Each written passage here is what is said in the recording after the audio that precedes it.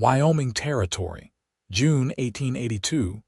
The train screeched into the dusty edge of Sweetwater, and Grace Sutton stepped down with a single carpet bag clutched to her chest and a letter folded tightly inside her glove. She had come for quiet. A life far from the noise, from Boston's stares and whispers, from the years spent caring for a father who barely remembered her name. The ad had promised peace. The man who wrote it widowed, no children, quiet ranch had promised steadiness. That was all she wanted. Instead, within 10 minutes of stepping off that train, gunfire cracked through the air. Grace ducked instinctively, dragging her skirts as she crouched behind a water barrel. People scrambled, one man yelling about horse thieves, another shouting for the sheriff. Her heart pounded so fast she could barely breathe. And then, out of the chaos, a man came running straight toward her.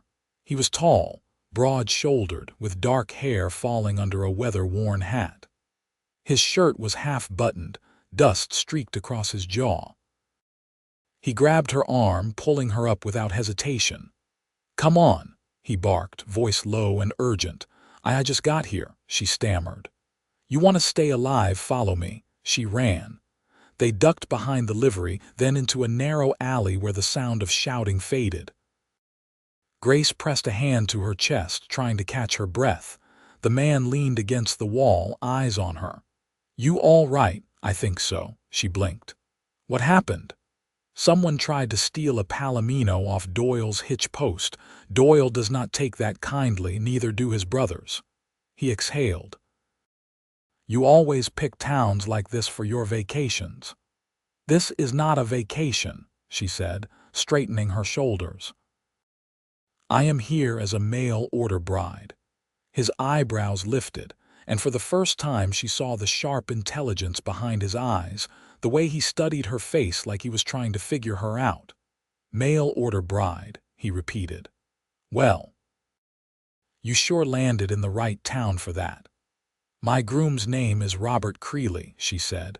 "He wrote me letters, said he had a small ranch west of town, no family, no trouble." The man's jaw tightened. "Robert Creeley's been dead near 2 months." The words hit her like a blow. All the air left her lungs. "What?" "He was trampled in a cattle drive outside Rawlins. I helped bury him." She stared at him. "Then why did he keep writing to me?" "He did not. Someone must have sent those letters after he passed." She staggered slightly, and he caught her elbow, steadying her. "Hey, easy," he said. "You got somewhere to go?" "No," she whispered. I left everything." He nodded once. "You can stay with me and the boys until we figure something out." "What boys?" she asked warily. His mouth twitched just once, not a smile, but close. "My kids, 2 of them. Jess is 9, Jacob is 6. "You have children?" "I do," he said. "Their mother died 3 years ago. I did not send any letters, Grace Sutton, but I am not leaving you out here with nowhere to go." She hesitated, then nodded. "All right." He held out his hand. "Isaiah Stokes." She shook it. His hand was warm, rough with calluses.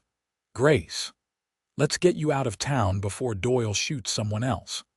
They took his buckboard out past the hills, where the land opened wide and green and the air smelled like sage and dust. His ranch sat low against the hills, a square wooden house with a lean-to barn and a fence that looked recently mended. 2 children came running from the side yard when they pulled in. Jess, the older girl, had straight brown hair and a sharp look in her eye. Jacob lagged behind, clutching a stick like it was a sword. "Pa, who's she?" Jess asked. "A friend," Isaiah said. "Her train just got in. We are going to help her out for a while." Grace forced a smile. "Hello," Jess narrowed her eyes. "You look like a lady." "I used to be. I think I am something else now." That night, Isaiah gave her the small bedroom off the kitchen. The house was quiet after the children went to sleep. She stood on the porch, looking out at the stars. He came out beside her. "You do not talk much," she said. "Neither do you." They stood in silence for a while. "I did not come for excitement," she said quietly. "I came for peace." Isaiah looked out over the land. "You picked the wrong corner of Wyoming, Grace Sutton, but you might find something better." She glanced at him. "What would that be?" He met her eyes. "A reason to stay." Her pulse jumped, but she said nothing. The next morning, she helped Jess wash clothes in a basin behind the house. Jacob sat nearby, drawing in the dirt with his stick. Isaiah worked on the corral, fixing a post that had cracked in the wind. Grace watched him sometimes when he was not looking, how steady his hands were, how he moved like someone who carried a lot quietly. She had not planned to care about anyone again. She had not planned for gunfire, or dead fiancés, or dusty children asking her if she could make bread. But she found herself humming while she folded dry linens. She found herself watching Isaiah's hands more than she meant to. That night, after the children were asleep, she found Isaiah out by the barn, oiling the saddle. "Your wife," she said softly, "was she kind?" He looked up. "She was. We were not in love, but we were good to each other." Grace nodded. "I took care of my father for years. He did not know who I was near the end. I am sorry," she shrugged, arms folded. "I wanted quiet after, but I think I forgot how loud loneliness can be." Isaiah stood, wiping his hands. "You are not alone here." She looked up at him. The moonlight caught in his eyes. "I know," she said. "And I am trying not to be afraid of that." He took a step closer, slow, careful. "I have not felt anything in a long time, Grace," he said. "But I see you. I see how strong you are, how gentle." She swallowed. "I do not want to be someone's burden." "You are not," he said.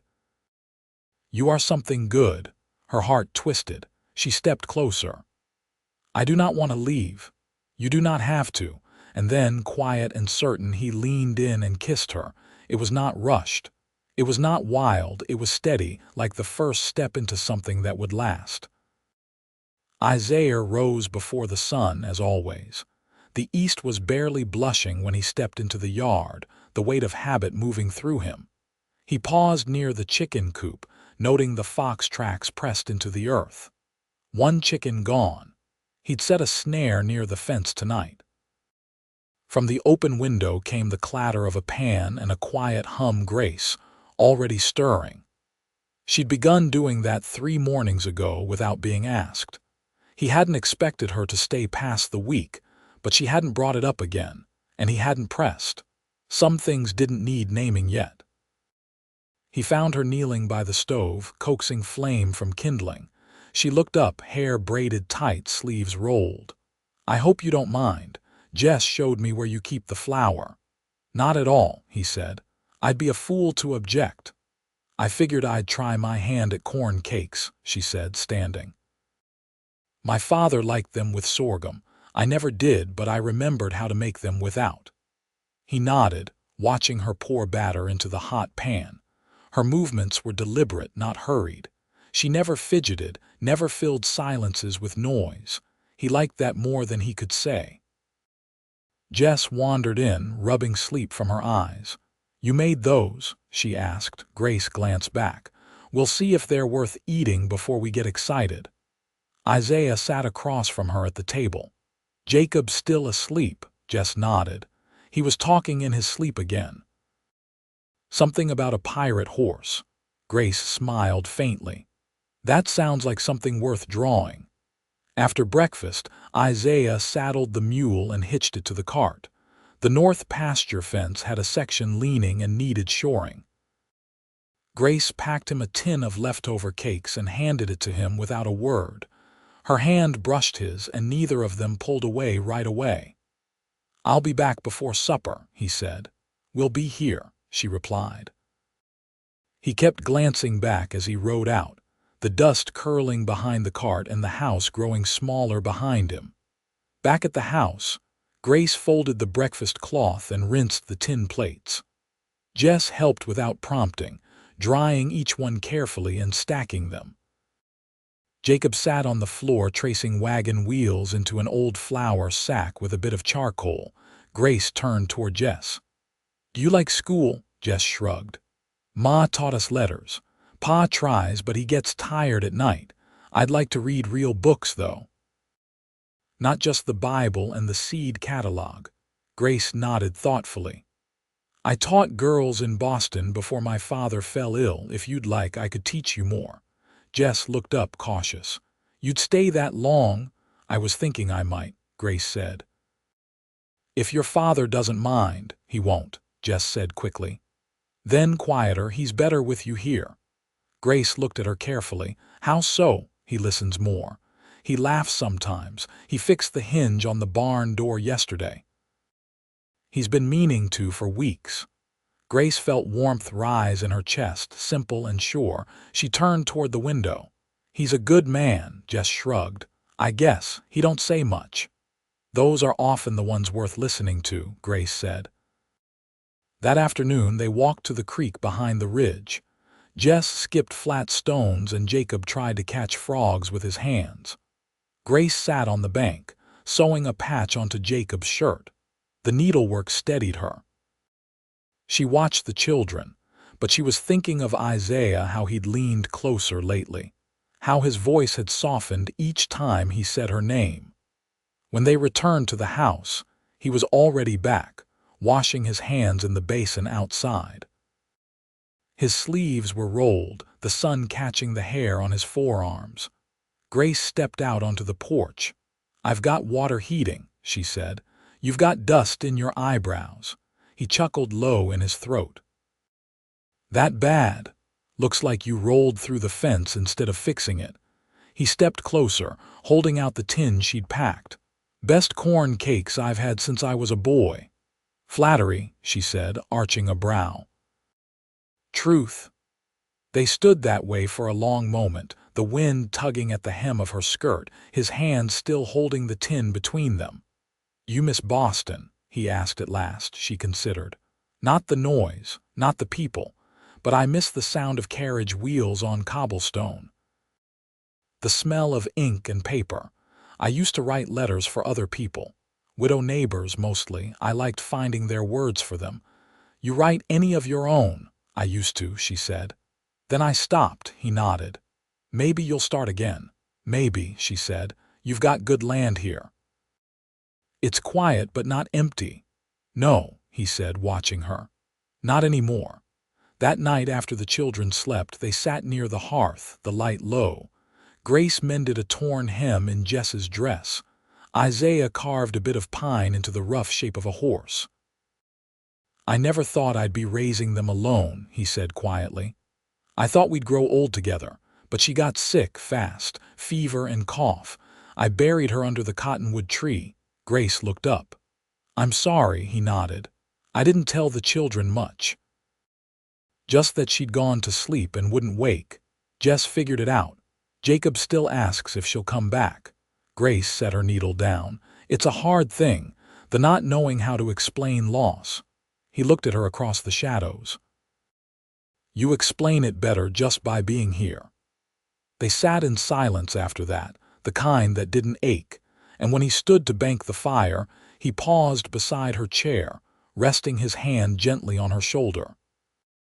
She looked up at him, and he didn't speak, but his thumb brushed against the curve of her collarbone, a quiet promise. Grace closed her eyes and leaned ever so slightly into his touch. Not to be held, not yet, but to be known. And that, for now, was enough.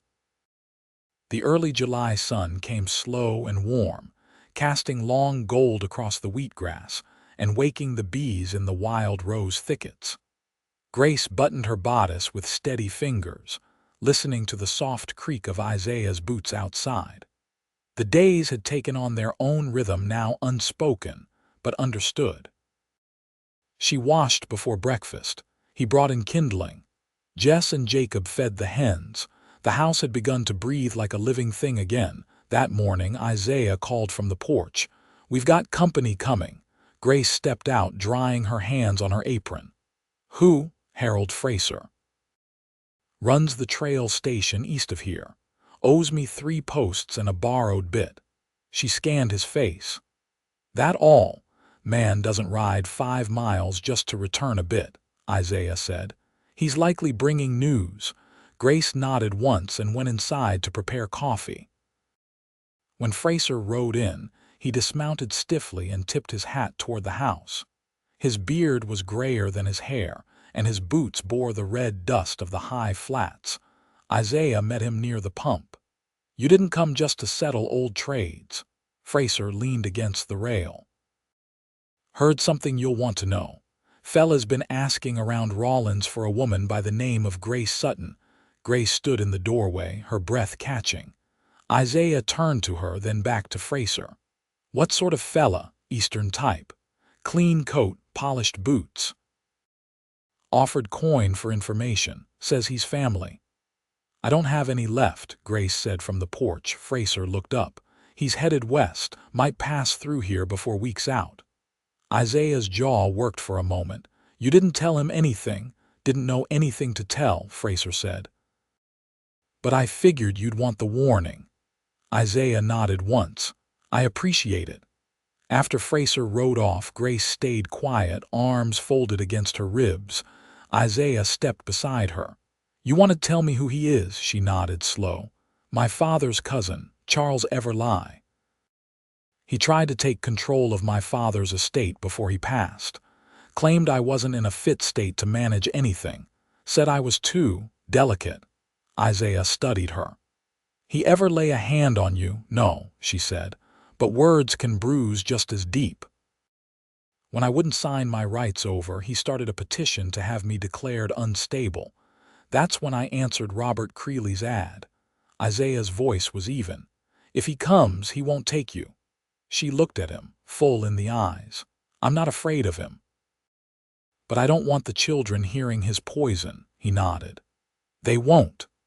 That evening, Grace sat outside with Jess, helping her shape letters into a primer Isaiah had dug from a trunk in the loft. Jess's brow furrowed at each new word, but she never gave up. Grace admired that. Inside, Isaiah and Jacob worked over a broken drawer slide. Isaiah's voice rumbled low as he described the grain of the wood, the angle of the plane. Jacob asked why it mattered, and Isaiah answered without hurrying him. Later, in the quiet after supper, Isaiah stepped out into the dusk, where Grace stood watching the last of the light leave the hills. "I'd take you up to the canyon if I thought the mule could handle the climb," he said.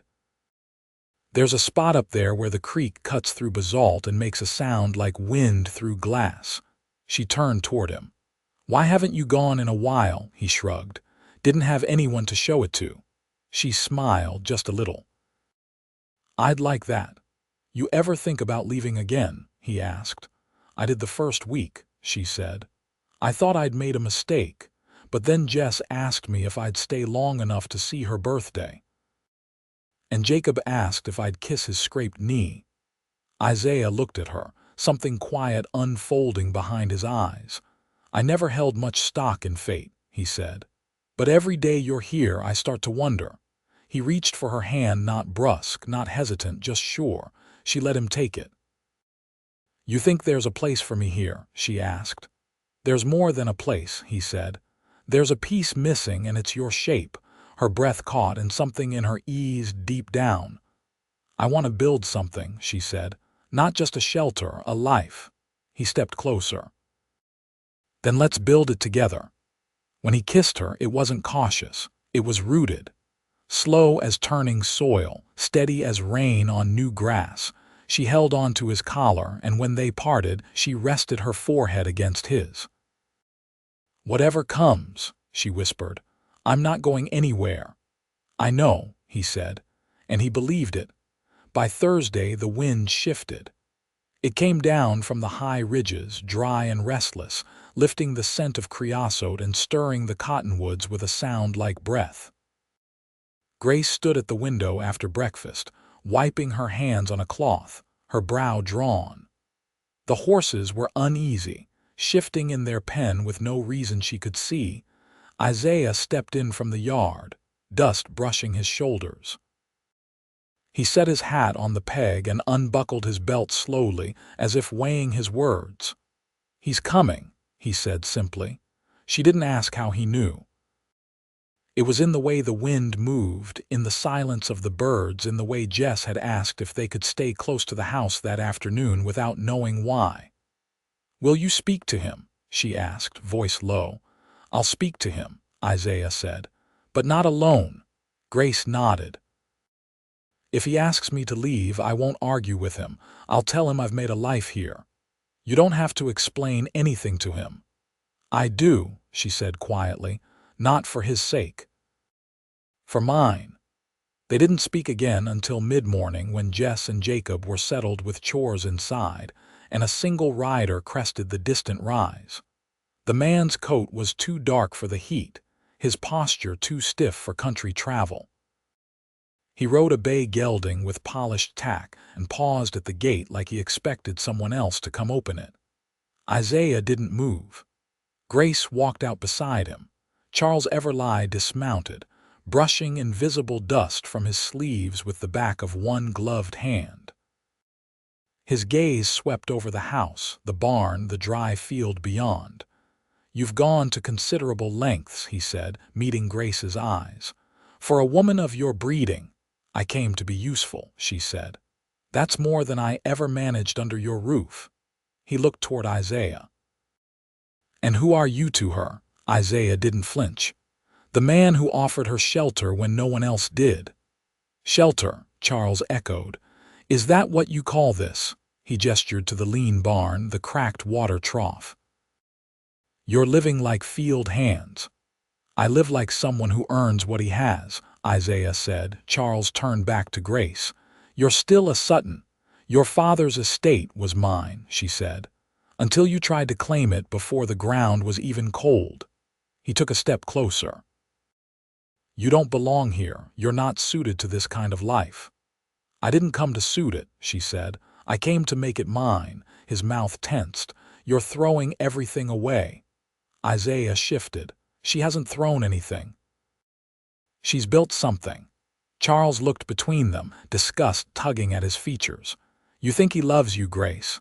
This man with dirt under his nails and a shed full of broken tools." "I don't need him to love me the way you do," she said. "Quiet and cold and full of conditions. I see what I've become here. That's more than I ever saw in your house." Charles's jaw worked. "You'll regret this." "No," she said. "I already regret the years I spent being afraid of men like you." He turned then, silent, mounting his horse with stiff dignity. He didn't look back as he rode out, and Grace didn't watch him go. Isaiah let out a breath he hadn't realized he was holding. "You want to sit down?" She shook her head. "I want to finish what I started." Jess's reading lesson isn't going to teach itself. He watched her go inside, the door closing softly behind her. That night, after the children were asleep, Grace sat beside Isaiah on the porch. The lantern inside flickered against the glass, casting their shadows long across the yard. "Do you think he'll come back?" she asked. "No," Isaiah said. "Men like him don't return unless they think they've got power. You took that from him today." She leaned her head against his shoulder. "I didn't think I'd feel peace after that, but I do." He rested his hand over hers. "You earned it." She stayed that way for a long while, the stillness wrapping around them like wool. Then she turned to him, her voice quiet. "I meant what I said," she told him, "about building a life." He met her eyes. "I know. I want to build it with you." Grace reached for his face, her fingers trailing the line of his jaw. "Say it plain, Isaiah, just once." He smiled, faint but sure. "I love you, Grace Sutton. I have for longer than I knew." She kissed him, then no hesitation, no fear. Just the soft, steady certainty of two people who had already chosen each other, wordlessly, day after day. Inside, the house held the hush of sleeping children and cooling embers. Outside, the land stretched wide and open, bathed in moonlight. And for the first time in years, Grace felt entirely claimed not by a man, but by a home. The creek ran high after the rain, swollen with meltwater threading down from the snowy range. Isaiah stood knee-deep in the current, bracing a fence post while Grace handed him iron staples from the bank. Her skirts were pinned at the hem, boots slick with mud, but she hadn't complained once. Not when the cart axle cracked on the way in, not when a cottonmouth slid too close by the rocks. She met the day like she met everything else, with open eyes and steady hands. "Hold that firm," she said, pressing the rail flush. He did. "You've taken to this land faster than most." "I don't want to just live on it," she said. "I want to belong to it." He drove the staple in with the back of the hatchet. "You do." They finished the repair before dusk and walked back along the south ridge where the trail wound through wild rye. Grace pushed a strand of wind-blown hair behind her ear and glanced over. "I've been thinking," she said. "There's a parcel east of the house, near the old cottonwoods. The soil's softer there. You could plant winter squash, maybe beans." Isaiah nodded. "I've never planted much, always ran cattle. Maybe it's time to try both." He looked at her, and something passed between them, quiet agreement, the kind that didn't need naming. They stopped near the top of the ridge, where the view opened to the west. Below lay the ranch, small but strong, smoke curling from the chimney. Jess's voice carrying faint through the dusk as she called Jacob in from the barn. Grace wrapped her arms around herself. "I taught 3 girls in Boston who never saw the sky without chimney smoke. One of them used to draw grass in the margins of her copybook, though she'd never walked through it." Isaiah touched her hand. "You miss it?" "No," she said, "but I still carry it, like a pressed flower in a book. Faded, but not gone." They returned just as the last light slipped behind the hills. Jess had set the table and Jacob was stacking firewood in the bin without being asked. After supper, Isaiah pulled a folded paper from his coat and laid it on the table. "What's that?" Grace asked. "Land deed," he said. "It's in my name now, but there's space for another." She looked up. "Are you asking?" "I am," he said. "Not just to sign your name, to make this yours as much as mine." She reached for the paper, ran her fingers along the edge. "Only if you understand what that means." "I do. I want you beside me, in every season." She smiled, slow and certain. "Then write it in ink." They were married beneath the cottonwood tree 2 weeks later, where the grass grew tall and the wind moved like water through the branches. Jess wore a yellow ribbon and walked ahead with a handful of wildflowers. Jacob clutched a pine carving of a horse Isaiah had whittled for the occasion. Harold Fraser came to witness, bringing a loaf of hard bread and a tin of honey. Isaiah said his vows without stumbling, his voice low and sure. Grace's hands didn't shake when she placed the ring, a simple silver band he'd traded for in Laramie. Afterward, they ate on quilts in the yard, drinking coffee with chicory and passing around peach preserves. Jess performed a recitation she'd written with Grace's help. Jacob fell asleep with his head in her lap before sunset. Later, when the guests rode out and the light thinned to dusk, Isaiah led her to the porch. They sat close, her fingers in his, the scent of wood smoke rising behind them. "You ever think we'd end up here?" she asked. "No," he said. "But I'd walk the whole road again to get to this day." She leaned her head against his shoulder. "Tell me what you see when you look at tomorrow." He gazed out over the land. "I see you beside me. I see Jess running the fence line with a slate under her arm. I see Jacob learning the names of stars. I see rows of beans growing near the cottonwoods." She smiled. "Then we'll plant them." They stayed out long after dark, wrapped in a quilt, the whisper of wind in the grass and the pulse of a life they'd made together settling gentle into their bones. Years passed, and the house grew. A second room was built off the back for the children to share until Jess was old enough to want her own. The garden stretched longer each spring, and by the 3rd year they had a root cellar deep enough to hold winter squash, apples, and jars of blackberry preserves. Grace taught reading to the neighbors' children on Sundays beneath the cottonwood tree. Isaiah carved bookends from walnut for her growing collection. They never spoke of Boston or the man who had come looking. There was no need. The land had taken what was broken and turned it to something whole. On their 10th anniversary, Isaiah gave her a locket with a pressed wildflower inside.